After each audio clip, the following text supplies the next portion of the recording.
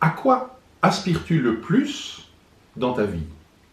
Alors, si ce à quoi tu aspires le plus dans ta vie, eh bien, c'est le calme, au calme, à la sérénité, à la quiétude, eh bien, si c'est le cas, sais-tu que tes pensées irrationnelles peuvent fortement perturber ce calme, cette sérénité, cette quiétude. Alors, je vais peut-être t'expliquer qu'est-ce qu'une pensée irrationnelle, d'accord?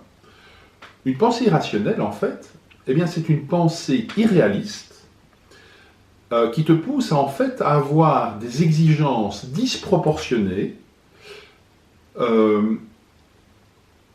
envers toi-même, envers les autres et envers la vie en général, en fait. Alors, comme je viens de te l'expliquer, on peut dire donc qu'on peut regrouper les pensées irrationnelles en trois grandes catégories. Donc, la première catégorie, donc, c'est les pensées irrationnelles envers toi-même, en fait. Et dans cette catégorie, ou un exemple dans cette catégorie serait, par exemple, de dire « je dois toujours tout faire parfaitement sans jamais commettre d'erreur ». Donc ça, c'est une pensée irrationnelle envers toi-même. Deuxième grande catégorie de pensées irrationnelles, eh bien, c'est les pensées irrationnelles envers les autres. Et là, par exemple, un exemple serait les autres doivent toujours se comporter comme je le veux. Ça, évidemment, c'est irrationnel, et c'est donc une pensée irrationnelle envers les autres. Enfin, la troisième grande catégorie de pensée irrationnelle, eh bien, c'est la pensée irrationnelle envers la vie en général. Et on pourrait la formuler ainsi, la vie doit toujours se passer comme je le veux. Là, encore une fois, c'est complètement irrationnel. Et ça, tu sens bien que c'est irrationnel, parce qu'en fait, tu réalises que ces pensées que je viens d'exprimer, en fait, ce sont des exigences irréalistes qui, par définition, ne peuvent pas être satisfaites en permanence. Hein, tu es d'accord? Donc, on peut dire que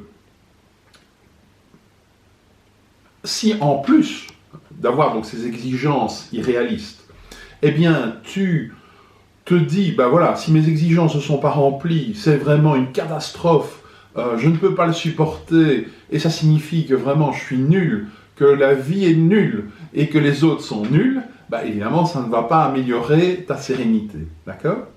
Et donc, ça veut dire quoi? Ça veut dire que, heureusement, il est possible, c'est de remplacer ces pensées irrationnelles par des pensées rationnelles. Alors, comment faire pour passer d'une pensée irrationnelle vers une pensée rationnelle?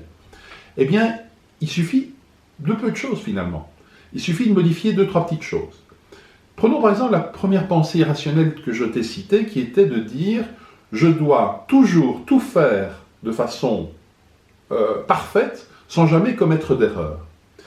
Eh bien, tu peux par exemple remplacer « je dois » par « je préfère ». Et ça change beaucoup de choses. Si par exemple je remplace la pensée irrationnelle par la pensée rationnelle que voici, je préfère tout faire parfaitement sans jamais commettre d'erreur, mais, et le mais est très important, si je commets une erreur, ce n'est pas la fin du monde.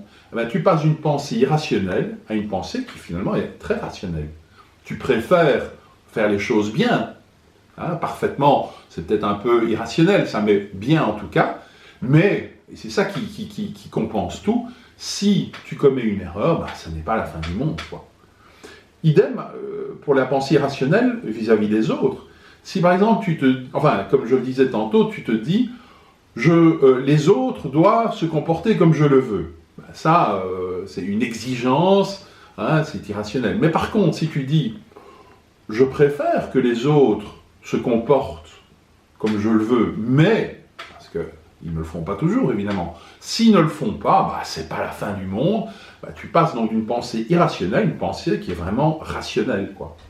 Idem avec la vie, la pensée irrationnelle sur la vie, qui était de dire la vie doit toujours se passer comme je le veux, si tu transformes cette pensée irrationnelle en disant La vie, je préfère que la vie se passe comme je le veux, mais si ça n'arrive pas, et il y a peu de chances que ça se passe, c'est pas la fin du monde. Je m'adapterai et voilà quoi, la vie continuera.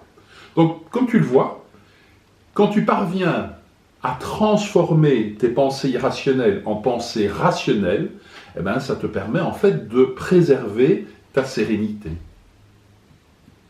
Alors, voilà, si cette vidéo t'a plu, je t'invite à me mettre un énorme pouce, et puis n'hésite pas à t'abonner à la chaîne, et sinon, je te dis à bientôt pour une prochaine vidéo.